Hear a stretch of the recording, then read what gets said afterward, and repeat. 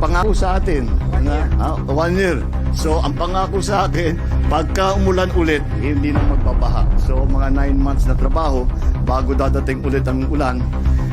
Hopefully by that time, hindi na tayo makakakita ng baha. Kagaya ng nakita natin noon. Dahil lahat ng nakaharang, lahat ng parado na labasan ng tubig ay yun ang lilinisin at hindi na mababara. May dadaanan na yung tubig palabas. Kaya yan ang project natin. Okay, I'm sure pagbantayan ninyo, tignan ninyo kung ano yung nagiging progreso at nakakasiguro ako na malaking tulong itong ginagawa ng pag-ibigay.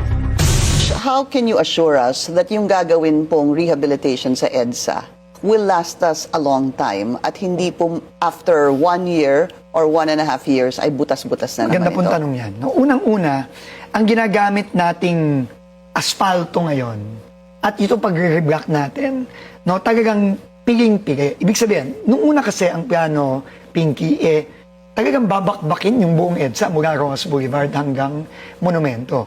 Yan tinanggihan ng Pangulo yan. Sabi niya, find a better way para hindi naman mahirapan ng mga kababayan natin and find better technologies that other countries are using already. So, yan ang pinilit natin gawin. No?